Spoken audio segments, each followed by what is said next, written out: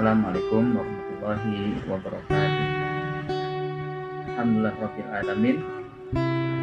Alhamdulillahilladzi an'amana bi ni'matil iman wal islam wa an'amana bi ni'matis sihhati wal afiyah wa an'amana bi jami'in ni'am.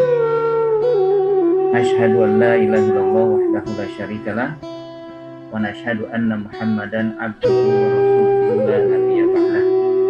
Allahumma sholli wa sallim ala Rasulillah wa ala alihi wa ashabihi wa man walah, amma ba'du. Subhanaka la ilma lana illa ma 'allamtana innaka antal alimul hakim. Rabbana zidna ilma warzuqna fahma. Allahumma anfa'na bima 'allamtana wa 'allimna ma yanfa'una warzuqna uluman tanfa'una. Segala puji dan syukur senantiasa kita panjatkan kehadirat Allah Subhanahu wa taala, rahmat, hidayah dan inayah pada pagi yang mulia, pagi yang cerah, pagi yang indah, pagi yang sejuk, dan pagi yang penuh berkah serta rahmat Allah Subhanahu wa taala. Kita masih diberikan nikmat iman Islam, nikmat sehat dan nikmat yang lainnya semua. Memang Allah tidak perintah kita untuk menghitung dan menghitung nikmat-nikmat Allah, tapi Allah meminta kepada kita untuk mensyukuri nikmat Allah dengan mengucapkan kalimat tahmid dan syukur, lalu menguatkan dalam hati tentang nikmat tersebut, untuk semua nikmat dari Allah, lalu berusaha untuk menjadikan segala nikmat sebagai sarana meningkatkan amal ibadah kita, meningkatkan rububiyah kita kepada Allah Subhanahu wa taala. Salawat dan salam selalu kita sampaikan, kita curahkan kepada pemimpin teladan kita, pemimpin yang senantiasa bukan hanya pada saat beliau hidup mendambakan, memerintahkan, tapi saat beliau sudah dipanggil Allah pun, atau saat beliau berada di alam kubur dan di sisi Allah Subhanahu wa taala, beliau juga mengharapkan akan manusia yang senantiasa mengikuti ajarannya, agar Allah memberikan kesempatan untuknya memberikan syafaat, memberikan pertolongan, sehingga termasuk menjadi orang-orang yang diberikan kebahagiaan, diberikan kenikmatan berupa surga. Allahumma sholli wa sallim ala Rasulillah. Allahumma sholli wa sallim ala Rasulillah. Allahumma sholli wa sallim ala Rasulillah. Jemaah sekalian yang dimuliakan Allah Subhanahu wa taala, pada pagi yang mulia dan cerah ini kita kembali berada pada komunitas sahabat Quran mulia, kembali pada majelis yang mudah-mudahan sebagai sarana kita menambah mizan hasanah, sarana untuk meraih keberkahan, sarana juga untuk memiliki wawasan pengetahuan yang mentadaburi ayat-ayat Al-Quran.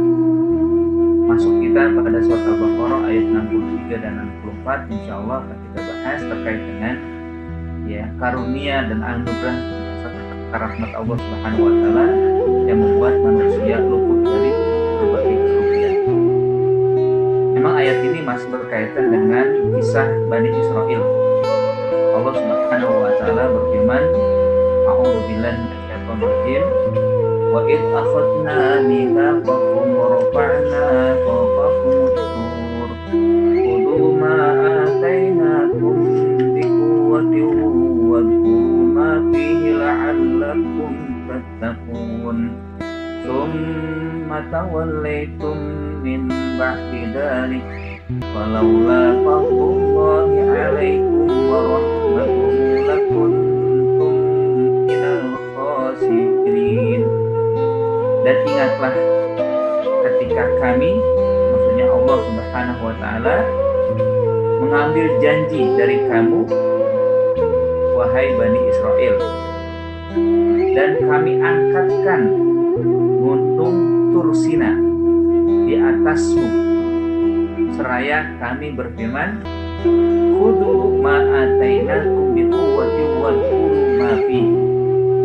Ambillah dengan kuat, dengan teguh apa yang kami berikan kepada kalian, dan ingatlah selalu apa yang ada di dalamnya, maksudnya isi kandungan yang termasuk di dalam kitab tersebut, yaitu Taurat. Wadhkuru ma fihi la'allakum tattaqun, agar kalian jadi hamba yang bertakwa. Namun kemudian kalian berpaling dari apa yang telah kami lakukan kepada kalian, perjanjian-perjanjian untuk berpegang teguh kepada kitab, melaksanakan apa yang di dalamnya, mengikuti, mempelajari, dan juga mengamalkan apa yang ada di dalam kitab Taurat. Kalaulah bukan karena rahmat dan anugerah Allah, maka kalian termasuk orang-orang yang mendapatkan kerugian.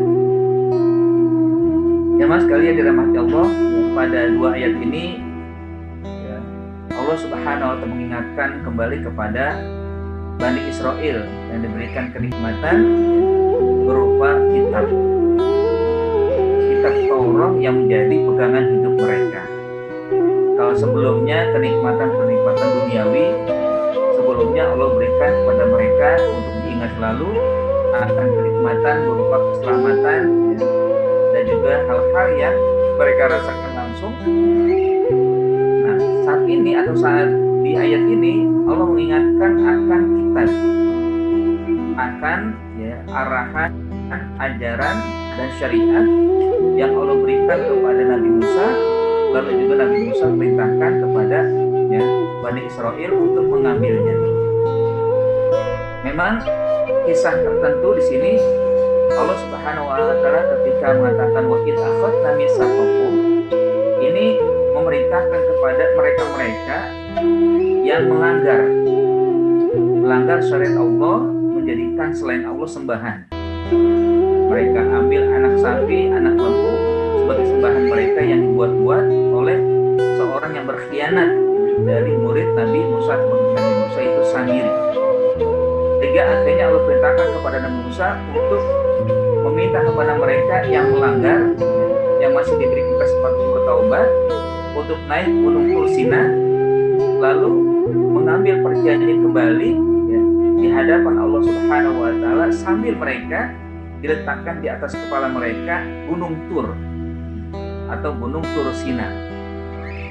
Jika mereka tidak mau mengambil perjanjian atau tidak mau mentaati apa yang diperintahkan Allah Subhanahu wa Ta'ala, maka gunung itu akan diruntuhkan atau dijatuhkan dan menimpa mereka semua, dan mereka pun akan mati karena ditimpa gunung batu. Melihat seperti itu, akhirnya mereka ya, menerima apa yang diminta oleh Allah, ya, dituntut oleh Allah Subhanahu wa Ta'ala, ya sebagai ya taubatan mereka sebenarnya, ya, karena mereka sudah melanggar ya syariat yang telah diberikan oleh Allah kepada mereka. Karena mereka sudah melanggar penyembahan, seharusnya menyembah kepada Allah tapi menyembah kepada selain Allah, yaitu anak lembu. Nah, setelah itu mereka ya, diperintah oleh Allah Subhanahu wa Ta'ala dengan firman-Nya, wa id akhadna mitsaqakum wa rafa'na fawqakum at-tura khudhu ma atainakum biquwwatin wadhkuru ma fihi la'allakum tattaqun. Di mana Allah ingatkan bahwa ini merupakan kenikmatan bagi kalian wahai Bani Israel dengan diberikannya kitab Taurat. Kalau dalam ayat lain dikatakan sebagai rahmat wa hudan linnas, sebagai rahmat dan petunjuk bagi manusia saat itu ya. Nah, Taurat sendiri merupakan syariat atau merupakan kitab yang diberikan oleh Allah kepada Nabi Musa, dan isinya memang mengandung syariat, mengandung ajaran, mengandung ya, berbagai ajaran yang bisa dikatakan sebagai pegangan hidup kaum Bani Israel saat itu. Sehingga Allah perintahkan apa? Khudhu ma atainakum biquwwatin wadhkuru ma fihi. Ambillah ya dengan baik-baik, ya, dengan penuh kekuatan, maksudnya kekuatan fisik, kekuatan pikiran, dan kekuatan iman, Lalu setelah itu wadkuru, ingat-ingat.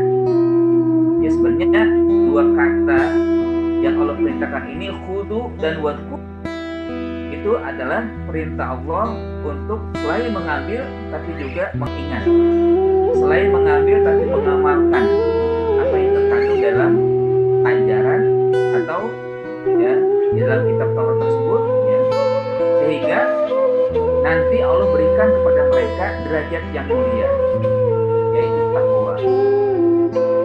Nah, jadi sekali lagi ya, bahwa ayat ini memang khusus pada kisah Bani Israel, tapi sesungguhnya kita pun bisa ya menjadikan ya, atau mengambil hikmah dari ayat ini. Kembali kepada kita, bahwa Allah juga menetapkan kepada kita untuk khudu ma'atainana, ya, ma'atainaku, maksudnya ambillah apa yang Allah berikan kepada kita semua, yaitu Al-Quran, wadkuru, dan ingat-ingat dan amalkan yang apa yang ada dalam Al-Quran. Kenapa? Karena Al-Quran sendiri merupakan kitab ya yang mengandung ajaran-ajaran yang baik, bahkan bukan hanya baik tapi terbaik. Disitulah pegangan hidup kita bisa jadikan, disitulah juga menjadi petunjuk, ya. Disitu juga menjadi ibadah dan banyak lagi yang lainnya. Sehingga kita diperintah juga untuk kudu ma'atina Allah ta'ala biquwwatin. Ambillah apa yang telah Allah berikan kepada kita dengan penuh kesungguhan. Kesungguhan ini ada 3 kan, kesungguhan fisik, kesungguhan akal, kesungguhan hati. Kesungguhan hati fisik bagaimana?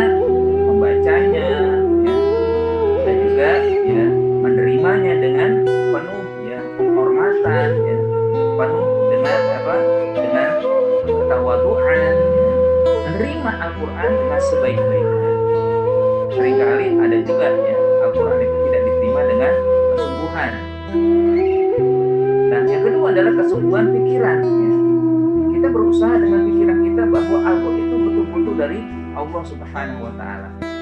Kita berpikir bahwa Al-Quran itu merupakan pegangan hidup yang pasti akan memberikan keselamatan, pasti akan memberikan ya manfaat yang besar dalam kehidupan kita, baik di dunia maupun di akhirat nanti. Dengan kesungguhan pikiran kita, kita meyakini yang dalam pikiran kita bahwa Al-Quran bukan hanya kitab yang diturunkan kepada Nabi Muhammad SAW, tapi Quran juga merupakan petunjuk bagi seluruh manusia.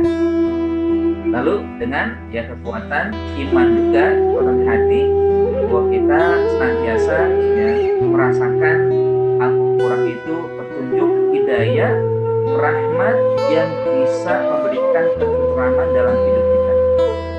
Makanya seringkali ya kita selalu dalam akhir membaca Al-Quran disarankan untuk berdoa dengan kalimat-kalimat yang berisi terkait dengan Al-Quran itu berisi rahmat, ya, petunjuk, hidayah, dan juga ya ajaran-ajaran yang bisa memberikan kepada kita pengetahuan dan ilmu.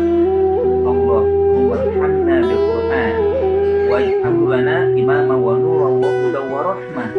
Allahumma dzakirna minhu ma nusina wa 'allimna minhu ma jahilna warzuqna tilawatahu ana al-laili wa atrafan nahar waj'al lana hujjatan ya rabbal alamin. Ya Allah, anugerahkan rahmat kepada kami melalui Al-Quran.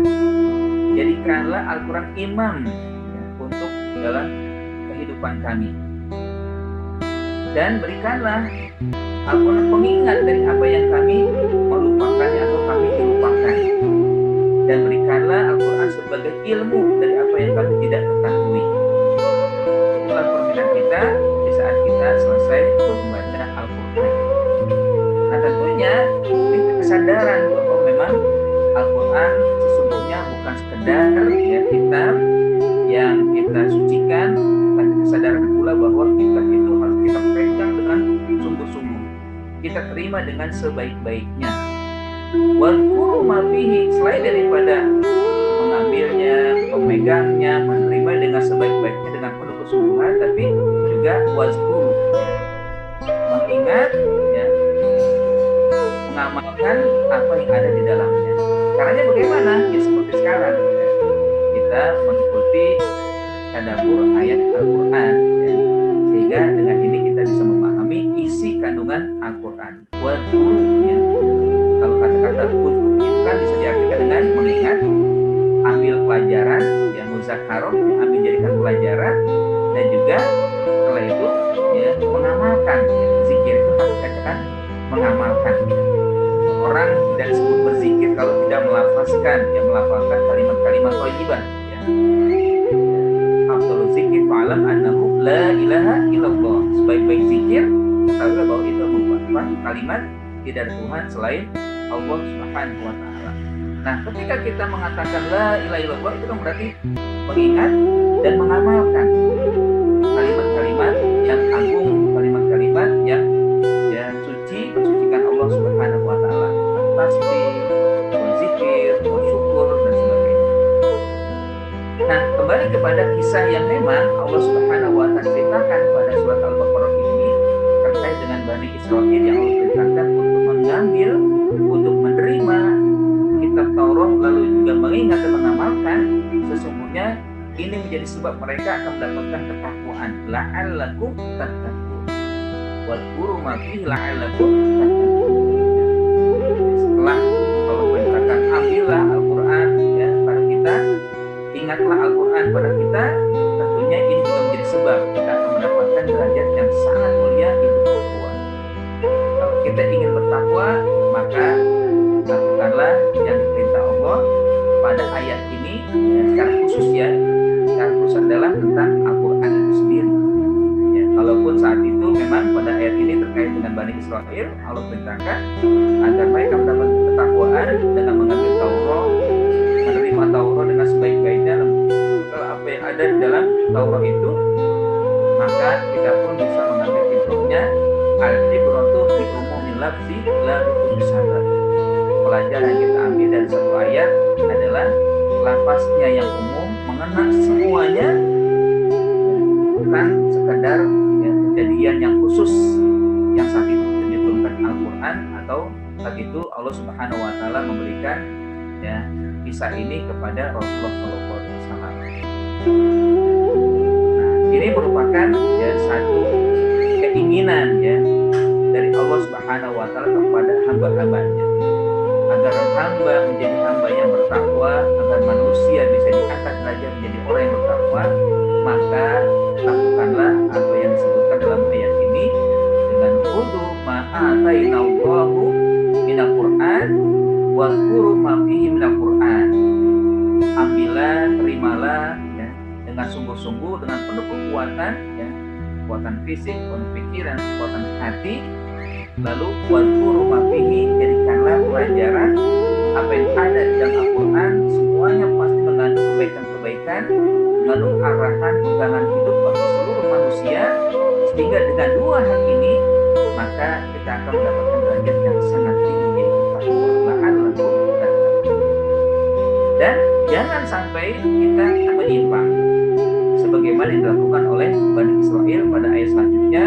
Tsumma tawallaitum min ba'di dzalika walaula fadlullahi 'alaikum wa rahmatuhu lakuntum minal khasirin.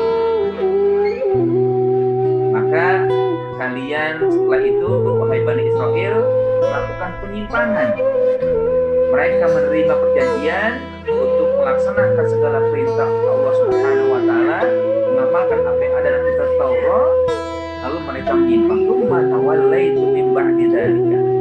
Sayang, ya, Allah telah berikan cara untuk mendapatkan kebahagiaan, Allah telah berikan sarana untuk mendapatkan derajat yang mulia, takwa, mereka tidak gunakan dengan sebaik-baiknya.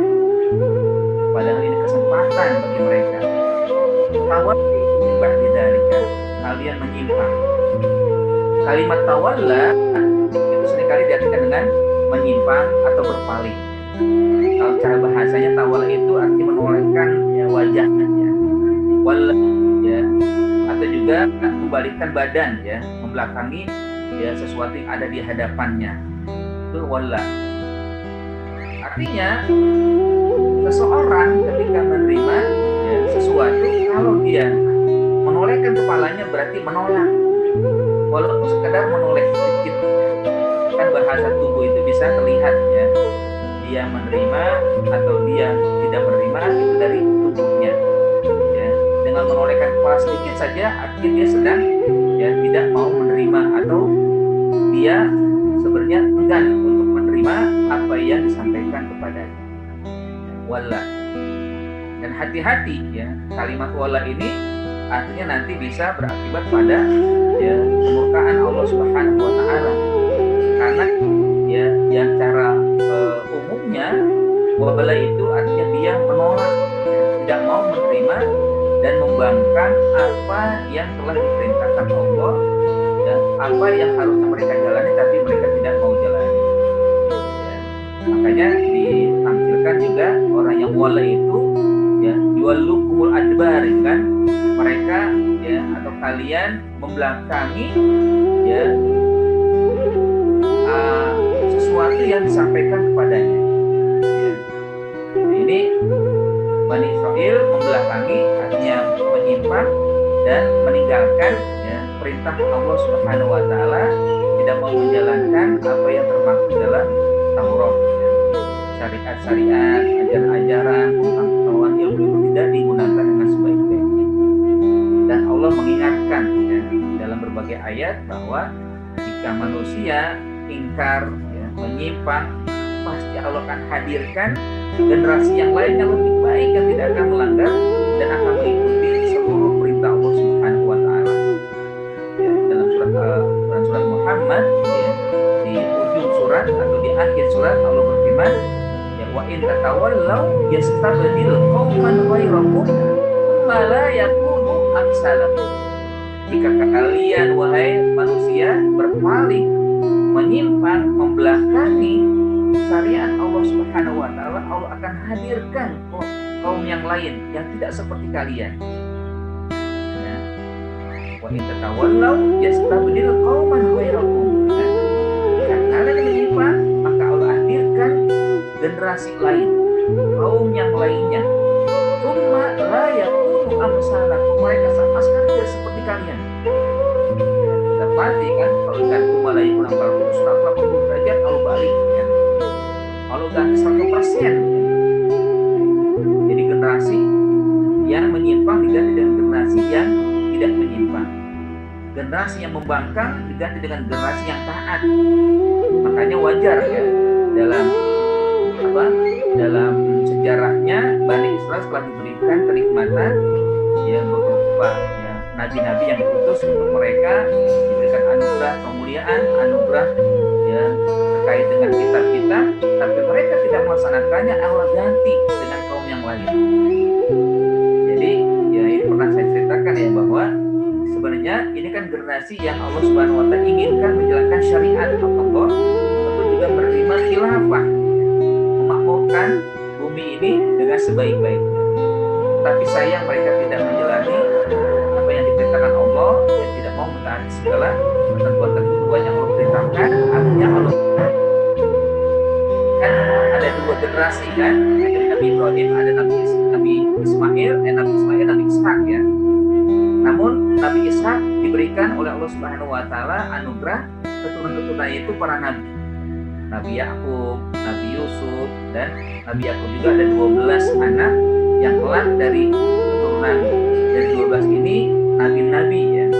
Ada Nabi Musa, ya. Terus Nabi Sulaiman, Nabi Daud, Nabi Sulaiman, terus Nabi Isa. Sementara Nabi Ismail Allah tidak berikan dari keturunan nabi kecuali ujung ya, yaitu Nabi Muhammad SAW. Namun ya dari dua ini sebagai ibrahnya adalah ketika Allah perintahkan ya kepada Bani Israel keturunan Yakub atau keturunan Nabi Ishak, keturunan Nabi Ibrahim ya, salah satunya dari Ishak ini diberikan kemuliaan, diberikan anugerah, tapi mereka tidak mengambil ya, tidak menjalankan amanah ini dengan sebaik-baiknya, tidak menjaga amanah ini ya. Akhirnya Allah ganti mereka dengan kaum yang lain. Ini ada nih generasi yang siap menerima, yaitu generasi Nabi Ismail alaihissalam ya, artinya ujungnya adalah Nabi Muhammad SAW. Itu sudah menjadi ketentuan Allah Subhanahu wa taala, tapi sebenarnya juga ketentuan yang memang kita lihat karena adanya penyimpangan, karena adanya pelanggaran, karena adanya pembangkangan dari satu kaum, sehingga akhirnya mereka diganti dengan kaum yang lain. Tsumma tawallaitum min ba'di dzalika, kemudian kalian menyimpang, kalian membangkang, kalian tinggalkan apa yang sudah Allah perintahkan, Allah wajibkan kepada kalian untuk melaksanakan. Tsumma tawallaitum min ba'di dzalika. Kita pun demikian, jangan sampai terjadi. Kita ini sekarang diberikan amanah untuk melaksanakan syariat Allah, ya, menjalankan apa yang ada dalam Al-Quran. Kalau sampai saat ini kita tidak melaksanakan dengan sebaik-baiknya Al-Quran, kita tidak jalani seluruh yang ada yang termaktub dalam Al-Quran, maka kelak suatu saat Allah ganti generasi yang terbaik. Ini kan kita di saat sedang menjalani, ya, ketetapan Allah Subhanahu wa Ta'ala. Kalau kita nggak sanggup, bahkan sampai menyimpang, meninggalkan syariat, gampang saja bagi Allah. Wa in tatawallau yastabdil qauman ghairakum. Jika kalian menyimpang, kita melanggar, kalian membangkang, gampang saja bagi Allah, Allah ganti dengan kaum yang lain. Tidak ada ya generasi lagi, generasi yang akan datang yang lebih baik dari kalian. Alhamdulillah, ya, semoga kita terjadi, ya. Marilah kita berusaha untuk melaksanakan yang menjalani ketentuan Allah, syariat Allah Subhanahu wa Ta'ala. Namun, ya, memang satu sisi di sini, ya, Allah sebagai, ya, sarana pengingat, ya, dengan ayat-ayat yang disebutkan di sini terkait dengan Bani Israil masih Allah berikan kasih sayang. Ya, ini kasih sayang Allah Subhanahu wa Ta'ala kepada mereka. Ketika mereka melanggar, hanya Allah berikan rahmat karunia kepada mereka hingga mereka, ya, tidak mengalami kerugian. Walaula fadlullahi 'alaikum wa rahmatuhu lakuntum minal khasirin. Sekiranya bukan karena anugerah, bukan karena rahmat, ya, bukan karena kasih sayang Allah Subhanahu wa Ta'ala kepada wahai Bani Israil, maka kalian akan menjadi orang yang sangat, ya, merugi di dunia dan juga merugi di akhirat. Ini, ya, tentunya patut, ya, kita ambil hikmahnya bahwa kita pun demikian. Sekiranya atau, ya, kalau kita melihat, ya, dari apa yang dilakukan oleh manusia, termasuk kita, saya, ya, pelanggaran yang kita lakukan, maksiat yang kita lakukan, gampang saja sebenarnya Allah mengganti. Tapi masih Allah berikan kasih sayang kepada kita. Fadlunnya Allah, rahmatnya Allah, itu masih Allah berikan kepada kita. Tidak serta-merta langsung diganti. Karena kalau kita lihat, ya, dalam surat Al-Fatihah misalkan, Allah Subhanahu wa Ta'ala mengingatkan juga bahwa kiranya Allah ingin, ya, timpakan kepada kita gara-gara kemaksiatan yang kita lakukan, itu bagi Allah gampang sekali. Sangat mudah bagi Allah Subhanahu wa Ta'ala untuk, ya, menetapkan kehendaknya atas perbuatan yang kita lakukan.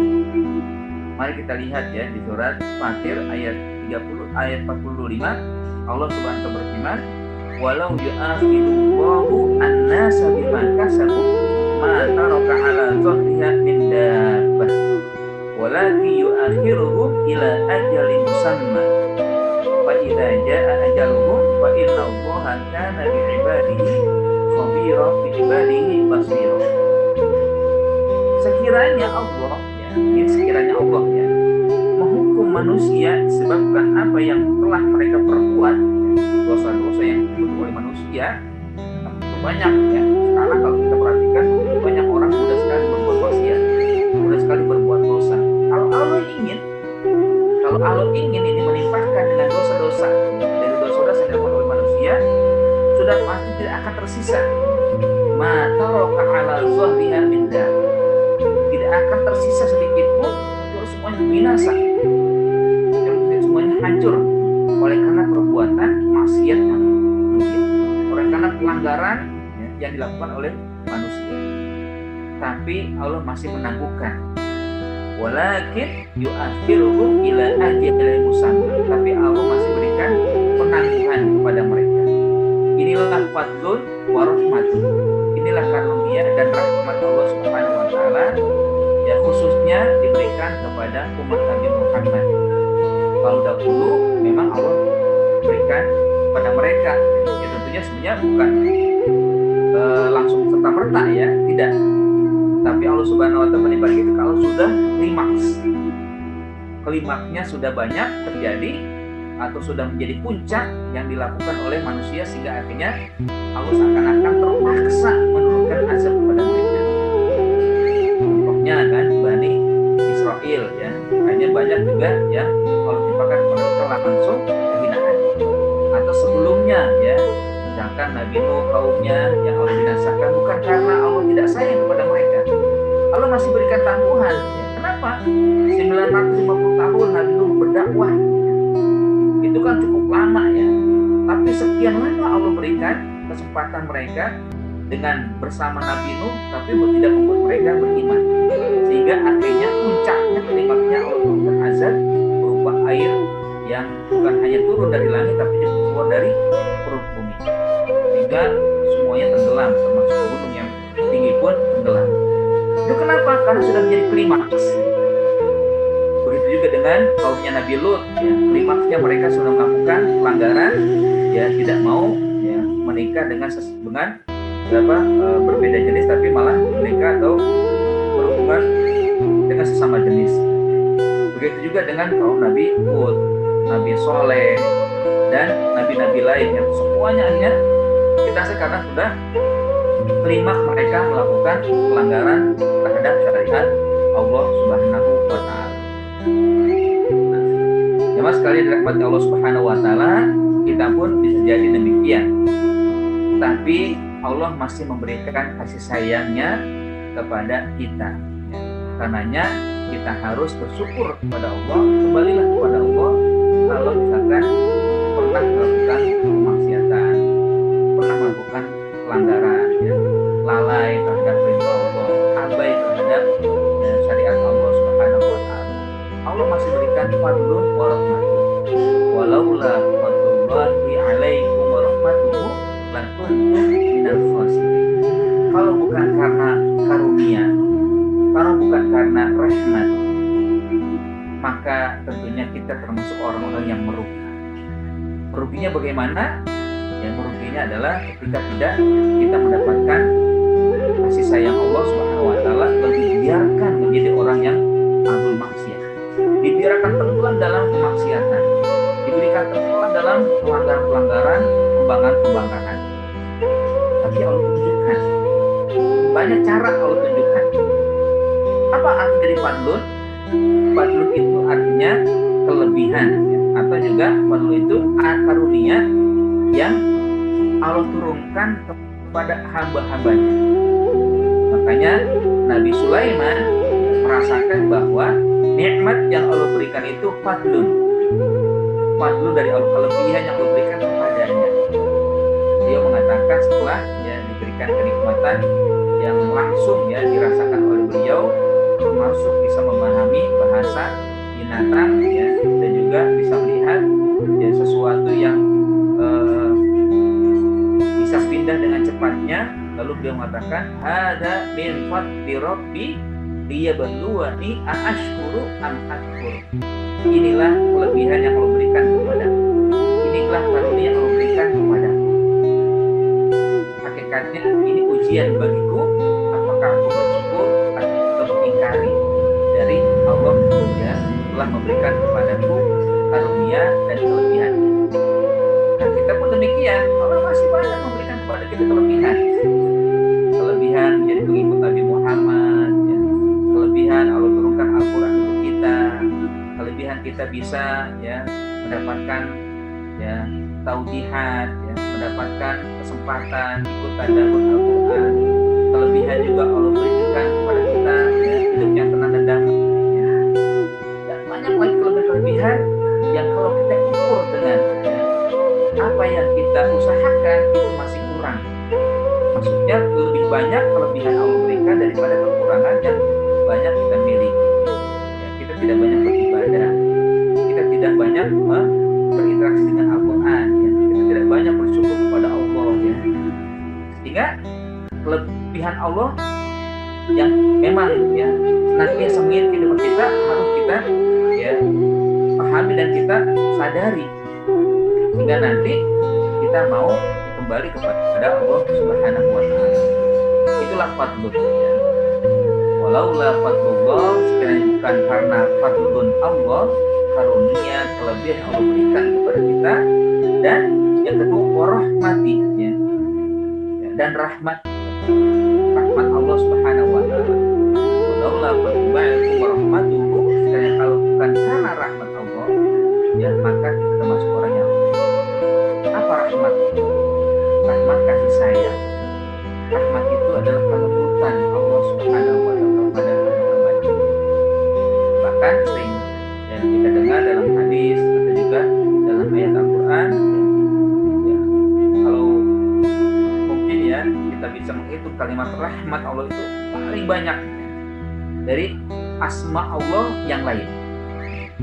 Yang paling banyak biasanya disebut dengan Ar-Rahman Ar-Rahim ya. Itu yang paling banyak lah kalau kita lihat ya. Coba misalkan ada kalau kita hitung berapa banyak kalau sebutkan Rahman atau Rahim dan rahmat Allah Subhanahu wa taala ayat Quran, pasti terbanyak daripada asma Allah yang lain ya. Itu menunjukkan bahwa memang Allah ya memberikan rahmatnya kepada hamba. Dalam satu hadis katakan warahmati wasi'at ghadabi. Rahmatku itu lebih luas ya, melebihi marahku. Atau dalam kata lain warahmati taghlibu ghadabi. Rahmatku mengalahkan ya, marahku. Kalau Allah mau marah bisa saja ya, dengan perbuatan maksiat yang saya lakukan, dengan perbuatan maksiat yang banyak dilakukan ya, sekarang mungkin bisa kita lihat bagaimana maksiat akan menyebar merajalela. Bisa saja Allah Subhanahu wa taala timpakan. Mungkin tidak akan hidup kita, mungkin akan digantikan dengan generasi yang lain yang lebih baik. Tapi Allah masih memberikan kesempatan. Walakin yu'akhiruhum ila ajalin musamma. Masih Allah berikan tangguh kepada hamba-hamba hingga waktu yang telah ditentukan, hingga waktu yang telah ditetapkan. Kalau misalkan tanggang waktu diberikan tidak ada, keinginan, ikhtikat untuk menjadi orang baik, udah selesai sudah. Pasti nanti ada waktunya Allah ambil ya. Bahkan ya, Allah tidak tanggung-tanggung ya, tidak akan pernah ya merasa bersalah kalau misalkan Allah azab mereka, karena Allah tidak pernah menzalimi hamba-hambanya. Nah, jamaah sekalian dirahmati Allah Subhanahu wa taala ya, kembali pada dua ayat yang sedang kita bahas ini, memang ini merupakan ya isyarat atau juga merupakan pelajaran yang penting bagi kita. Pertama, bahwa kita harus senantiasa ya mengambil atau menerima Al-Quran dengan sebaik-baiknya, betul-betul dengan ya azam yang kuat ya, kekuatan fisik kita, kekuatan pikiran kita, kekuatan iman kita, harus kita senantiasa berusaha untuk menerima Al-Quran yang sebaik-baiknya. Al-Quran ya manhaj ya kita, Al-Quran dustur kita, Al-Quran yang akan memberikan petunjuk kepada kita, Al-Quran yang akan memberikan ilmu kepada kita, Al-Quran yang akan memberikan kebahagiaan kepada kita, Al-Quran yang akan memberikan syafaat untuk kita semua, dan banyak lagi kelebihan-kelebihan kalau kita mau mengambil menerima Al-Quran dengan penuh kesungguhan. Khudhu ma'atainakum biquwwah. Ambillah apa yang telah kami berikan, Allah berikan dengan penuh kesungguhan, penuh kekuatan, penuh azam. Terima, ambil. Wadhkuru ma fihi. Ingat-ingat yang ada dalam Al-Quran. Ingat-ingat kandungan-kandungan yang disebutkan oleh Allah dalam Al-Quran. Itu banyak. Ada syariat, ada ya perintah, ya, ada larangan, ya, ada tentang kisah yang menjadikan pelajaran, ya, ada juga ya akhlak ya, yang menjadi contoh untuk kita laksanakan. Ya. Semuanya itu dikatakan oleh Allah Subhanahu wa taala agar kita menjadi hamba-hamba yang kelak orang bertakwa. La'allakum tattaqun. Ini satu hal. Ya tentunya ya, kembali ya, kalau dalam ayat ini tentunya kita pertama ya pelajaran untuk Bani Israel saat itu, lalu kita ambil pelajaran untuk kita semua ya. Nah yang kedua adalah jangan sampai kita melanggar, jangan sampai kita membangkang, jangan sampai Al-Quran kita tinggalkan. Tawalla itu jangan sampai terjadi seperti ini, seperti yang dilakukan oleh Bani Israil. Karena kalau saja kita melakukan pelanggaran, kita tinggalkan Al-Quran, maka kita pun akan menjadi orang tertinggal. Kita pun akan menjadi orang yang rugi. Kita pun akan menjadi orang tersesat, ya, terbengkalai, karena tidak kita memiliki pegangan hidup, yaitu Al-Quran. Dan sampai seperti yang dilakukan oleh Bani Israil, tawalla itu min ba'di dzalika, ya, kemudian kalian melanggar setelah Allah memberikan kenikmatan berupa ya Taurat, manusia sekarang umat Muhammad, ya, diberikan Al-Quran meninggalkan, maka kelak Allah akan ganti dengan generasi yang lain. Saja Allah timpakan kepada mereka ya azab, siksaan yang langsung, ya, sehingga nanti dia akan mendapatkan kerugian yang besar, yaitu di dunia maupun di akhirat. Janganlah begitu. Summa tawallaitu, hindari dari melanggar, hindari dari membelakangi atau membangkang serta tidak mau mengamalkan ayat-ayat Al-Quran. Al-Quran sungguhnya ya, akan menjadi sebab kita memperoleh segala sesuatu yang kita inginkan. Kenapa? Karena Al-Quran bukan hanya kitab yang ya kita diperintah untuk membacanya, tapi sebenarnya Al-Quran juga bisa memberikan kepada kita ya, kenikmatan-kenikmatan yang diturunkan oleh Allah oleh sebab Al-Quran itu sendiri. Jadi ya, Allah Subhanahu wa Ta'ala bukan sekedar turunkan Al-Quran untuk kita baca, tapi kita amalkan, lalu akan Allah lipatkan berbagai macam rahmat dan karunia. Jadi setelah itu Allah katakan ya, walaula fadlullah alaikum warahmatuh, sekiranya bukan karena karunia, kelebihan Allah Subhanahu wa Ta'ala kepada kalian wahai hamba-hamba ya, wahai manusia, dan rahmat Allah Subhanahu wa Ta'ala, maka lakuntum minal khosirin, jadilah ya, kita termasuk orang yang merugi. Fasarok ya, fasarok artinya rugi. Makanya dalam surat Al-Asr kan kalau katakan innal insana lafi khusrin, sesungguhnya orang atau manusia seluruhnya mengalami kerugian kecuali ya, kelompok yang melakukan ya, perintah Allah Subhanahu wa Ta'ala, mentaati perintah Allah dengan beriman dan beramal soleh, dan juga saling membantu memberikan nasihat kepada mereka yang membutuhkan, baik untuk kebenaran dan juga untuk memiliki kesabaran. Illal ladzina amanu wa amilus sholihat wa tawashaw bil haqqi wa tawashaw bis sabr. Kecuali mereka-mereka yang beriman tidak akan mengalami kerugian, lalu mereka yang beramal soleh, lalu mereka yang saling ya memberikan ya menasehati antar sesama untuk tetap dalam kebenaran, untuk memiliki kesabaran dalam menghadapi berbagai ujian dan cobaan. Nah, jamaah sekalian rahmat Allah Subhanahu wa Ta'ala, sungguh ini merupakan ayat yang sangat penting buat kita, walaupun kisahnya memang tertentu, tapi sekali lagi saya ingatkan bahwa ini bukan khusus pada saat itu, karenanya Allah turunkan Al-Quran untuk menceritakan sesuatu yang terjadi saat itu jangan sampai terjadi pada umat setelahnya.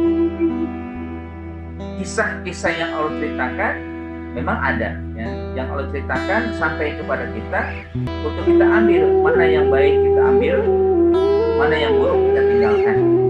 Nah, kisah ini memang menceritakan tentang bagaimana nikmat Allah berikan ya kepada mereka ya berupa kitab Taurat, agar Allah ya memberikan kepada mereka kedudukan yang tinggi berupa takwa, sekiranya mereka mengambil dengan baik lalu melaksanakan apa yang ada dalam kitab tersebut.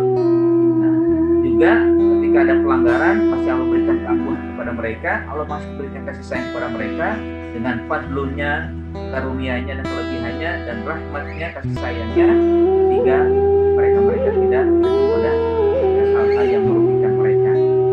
Nah, sekali lagi juga ya, kita ambil kesimpulannya atau hikmahnya, ayat ini sesungguhnya untuk kita juga. Kita sudah diberikan karunia oleh Allah Subhanahu wa Ta'ala berupa iman dan Islam. Kita juga diberikan oleh Allah Subhanahu wa Ta'ala ya berupa Al-Quran yang menjadi ila yaumil qiyamah, kitab yang tidak akan berubah, tidak akan bergeser, dan akan tetap terjaga hingga hari kiamat, sehingga kita pun seharusnya berbangga dengan ini dan menjadikan kitab tersebut sebagai pegangan hidup kita, sebagai sarana untuk mendapatkan syariat, mendapatkan hidayah dan mendapatkan ilmu pengetahuan. Banggalah dengan Al-Quran. Khudhu ma'atainakum, mari kita ambil, kita pegang, kita terima Al-Quran dengan sebaik-baiknya, dan wadhkuru ma fihi, jadikan dia pelajaran, ambil pelajaran yang terbaik dari Al-Quran, karena semuanya memang terbaik dari Al-Quran, tidak ada yang sia-sia dari Al-Quran, kalimat-kalimatnya, ayat-ayatnya, dan hindari dari melakukan penyimpangan. Jangan Al-Quran dibelakangi, jangan Al-Quran ditinggalkan, jangan Al-Quran diabaikan, jangan atas sekedar dibaca. Walaupun membaca juga termasuk kebaikan, tapi lebih utama atau lebih afdolnya adalah kalau kita melaksanakan apa yang termasuk dalam Al-Quran. Dan tentunya bersyukurlah kita sampai saat ini Allah berikan kepada kita kelebihan anugerah dan karunia-Nya, serta Allah berikan rahmat kepada kita. Jadikanlah anugerah dan karunia ini serta rahmat Allah ini agar kita bisa selamat dari kerugian. Sungguh orang yang tidak berbangga, orang yang tidak mau bersyukur akan mengalami berbagai hal yang pasti akan diterima olehnya. Telah diberikan Al-Quran tidak mau diterima, telah diberikan karunia juga tidak mau digunakan dengan sebaik-baiknya, maka akhirnya mereka akan mendapatkan kehinaan dan kerugian. Sekarang ini kita perhatikan Allah sedang menguji kita dengan ujian berupa COVID-19. Kali ini juga Allah sedang menguji kita dengan kondisi umat yang banyak kalau dikatakan terbelakang. Ini juga terbelakangan umat Islam sebenarnya bukan karena Islamnya itu sendiri, bukan karena Al-Quran, tapi karena kita yang tidak mau berbangga dengan Islam, tidak berbangga dengan Al-Quran, sehingga kita akhirnya menjadi umat yang terbelakang.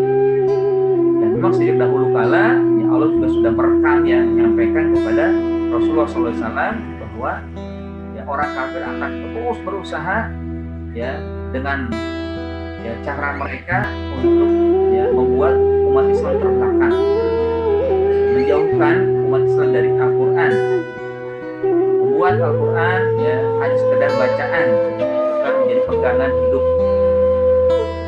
Dalam surat Fussilat ayat 26 Allah berfirman, wa qala alladziina kafaru la tasma'u li hadzal Qur'an walghaw fihi la'allakum taghlibun. Orang kafir berkata, janganlah kalian mendengar dengan utuh, mendengar dengan khusyuk terkait dengan Al-Quran. La tasma'u li hadzal Qur'an, janganlah kalian dengar Al-Quran dan walghaw fihi, dan buatlah Al-Quran jauh dari umat Islam. Agar apa? La'allakum taghlibun, agar kalian bisa menguasai mereka, mengalahkan mereka.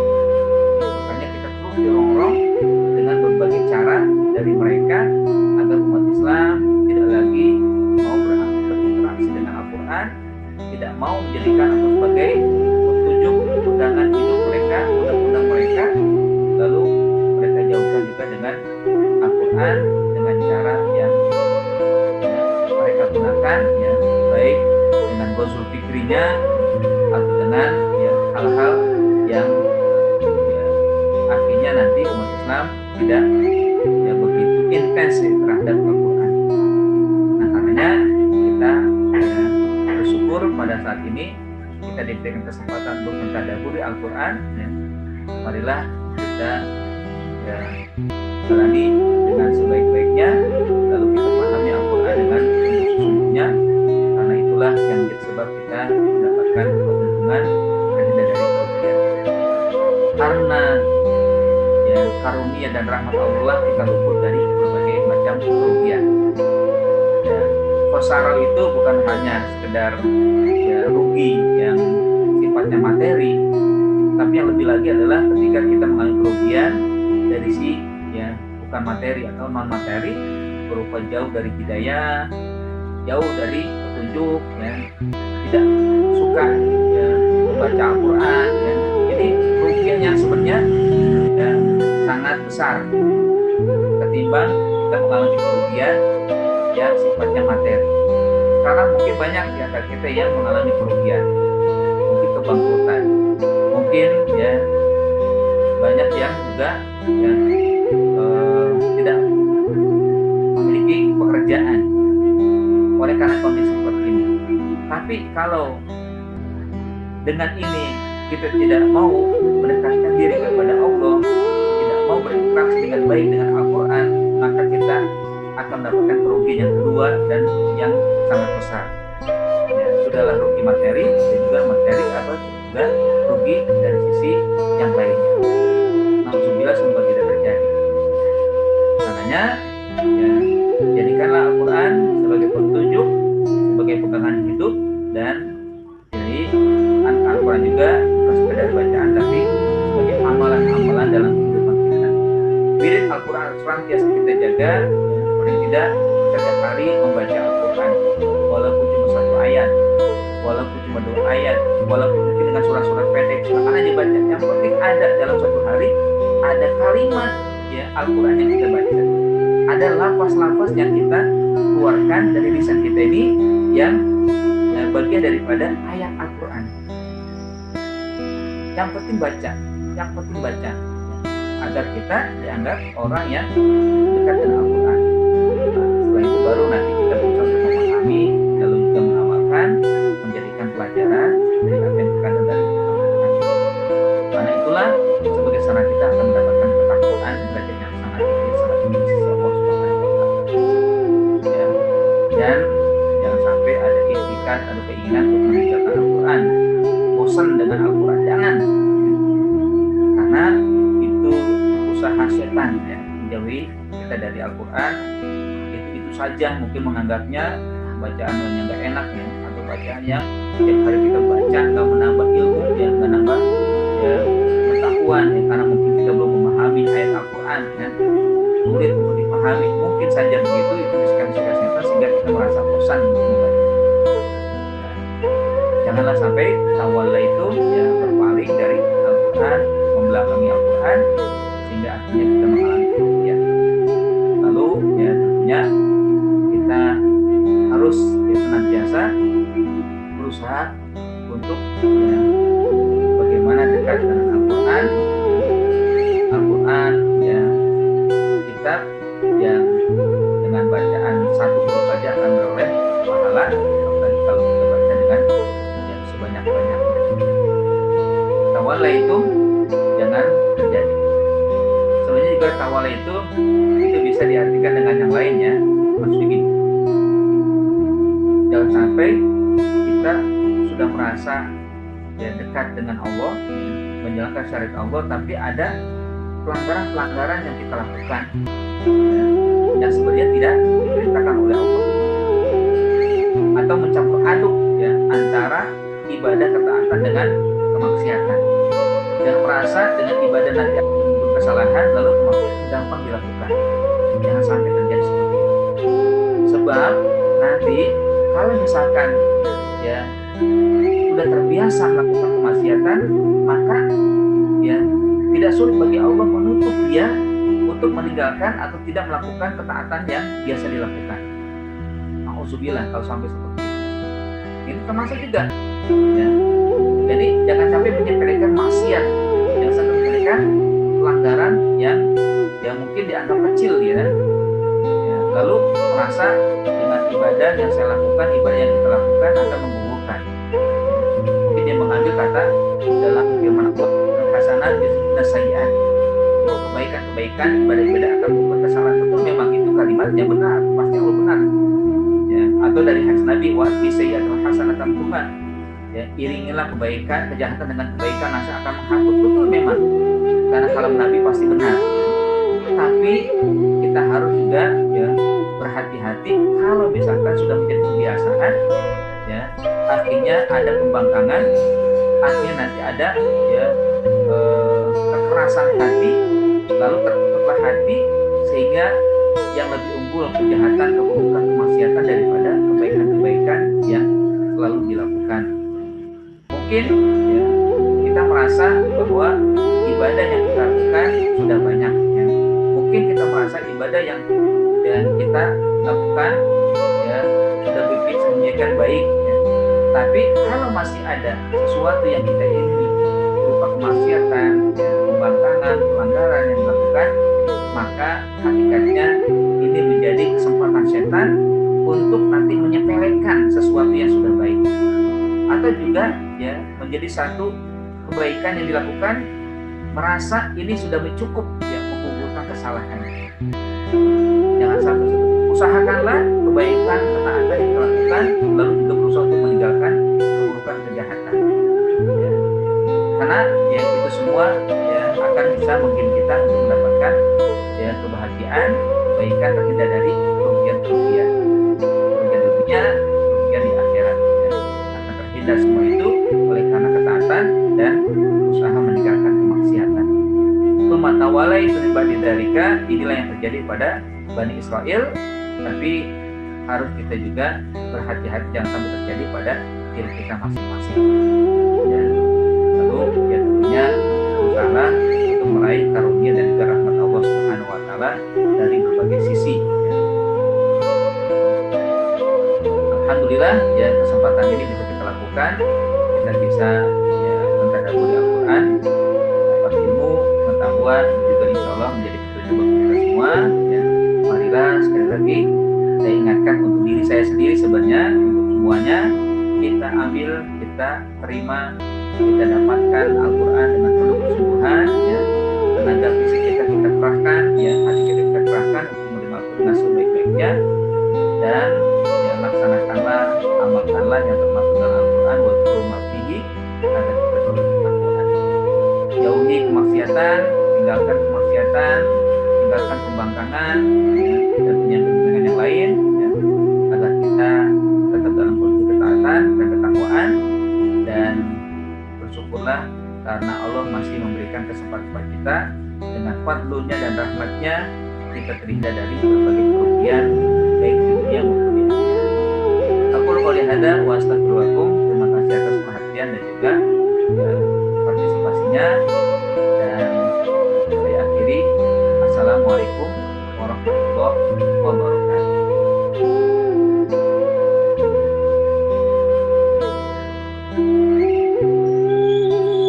Baik, yang sekalian, Bapak dan Ibu sekalian, jika ada yang ingin ditanyakan, persilakan.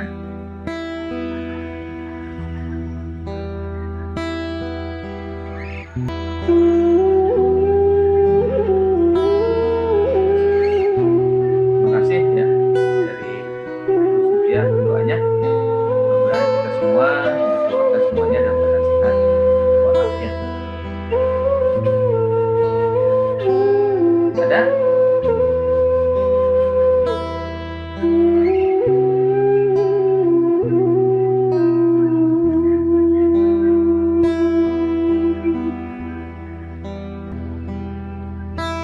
Masya Allah.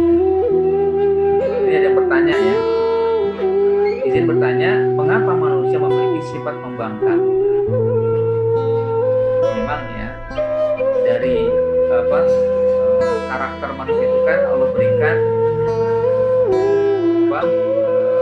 syahwat ya, hawa nafsu. Jadi sebenarnya begini ya,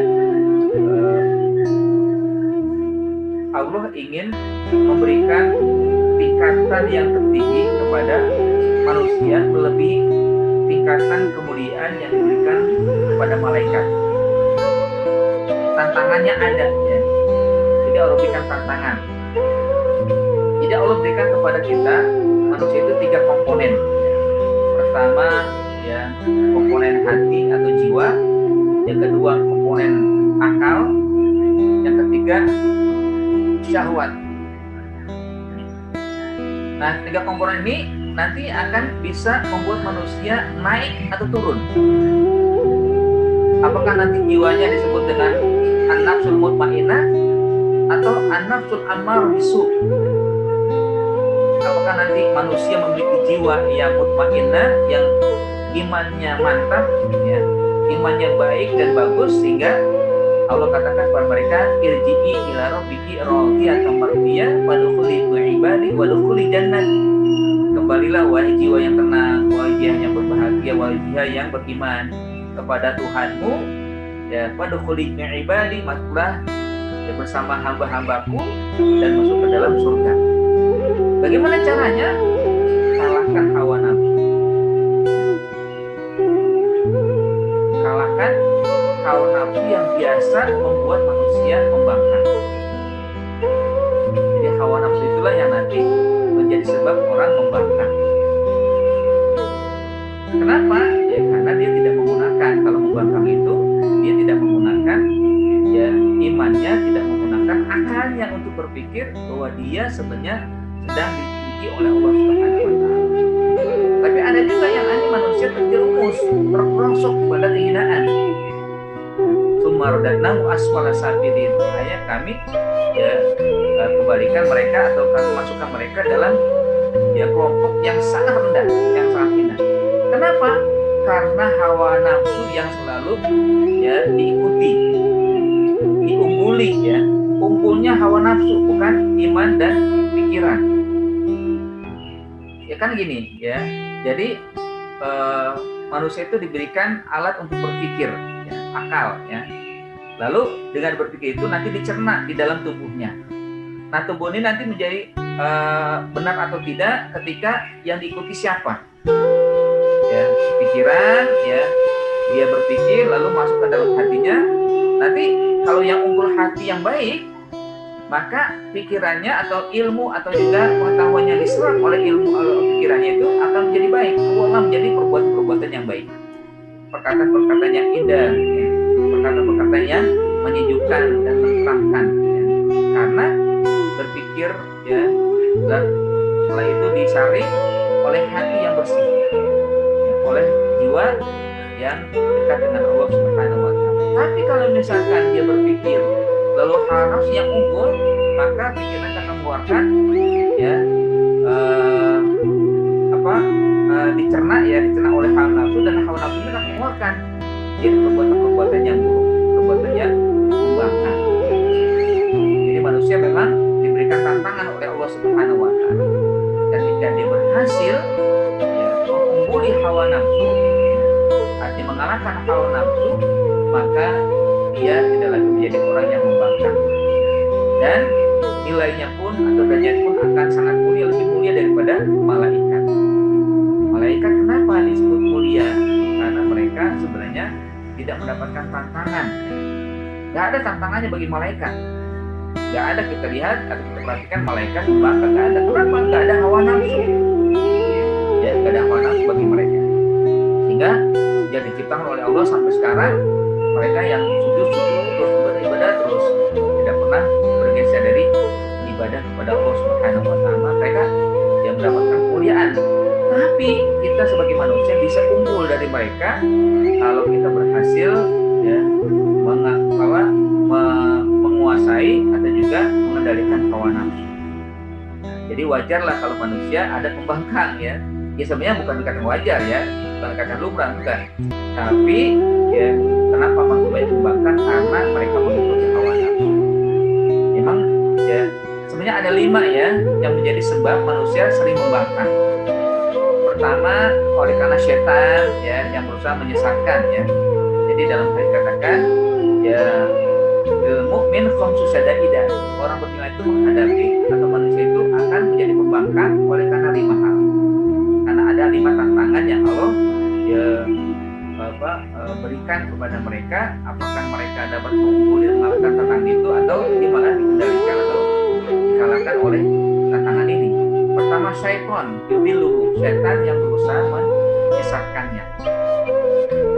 Ya, setan ini ya, setan lalu bersumpah di hadapan Allah, ya, karena Nabi Adam ya dia tidak mau sujud, lalu hanya oleh Allah dia diusir dari surga, ya, dia marah kepada Adam, ya, hanya berjanji akan menyesatkan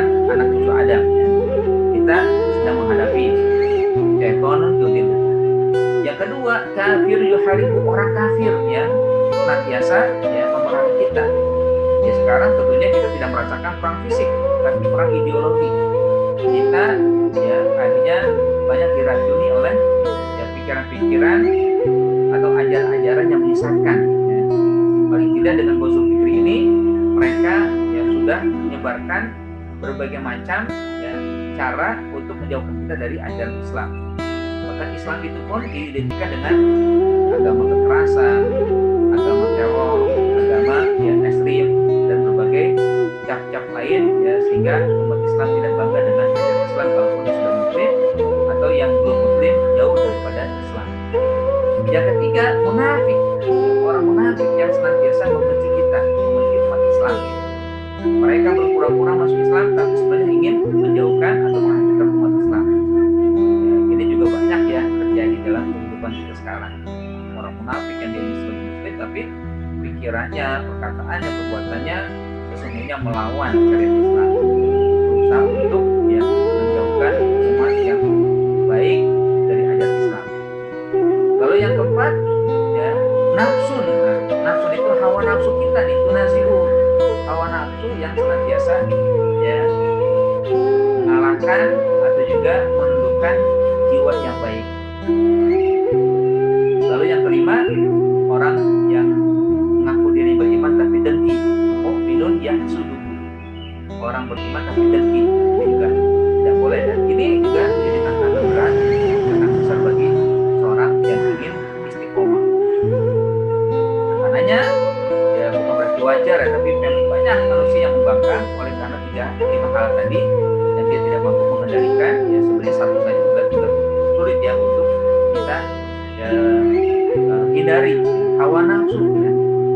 Hawa nafsu ini yang sangat berat yang tentu ditambah dengan setan ya. Setan yang tidak nampak yang hanya menjerumuskan kita.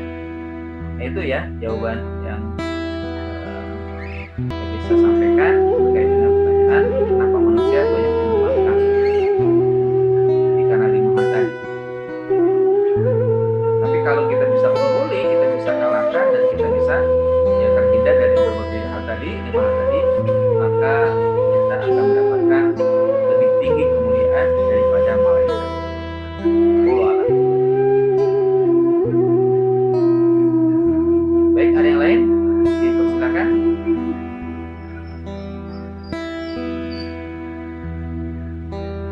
Mohon izin bertanya Ustaz, bagaimana cara berinteraksi dengan Al-Quran agar ketika membacanya dapat menggetarkan jiwa dan melembutkan hati?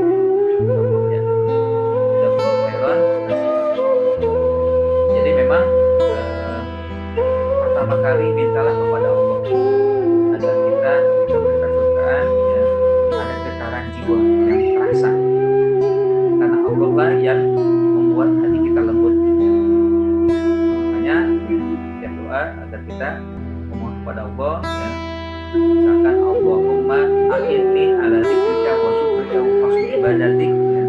Atau juga dengan bahasa kita, ya Allah ya lembutkanlah hatiku ya, ketika berinteraksi dengan Al-Quran, hatiku menerima dengan baik.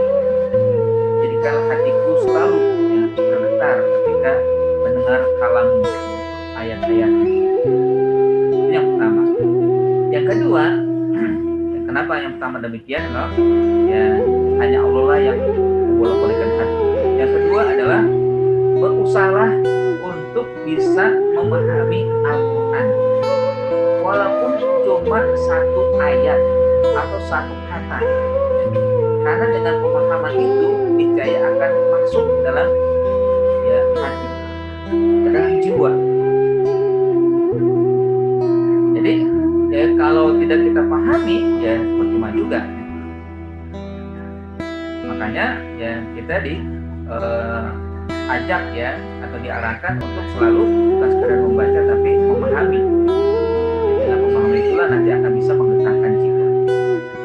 Yang ketiga yang sangat penting adalah hindari maksiat, hindari kemaksiatan, hindari dari pelanggaran-pelanggaran, pembangkangan, terutama maksiat-maksiat yang kecil ya. Berusaha untuk sungguh-sungguh agar kita menghindari.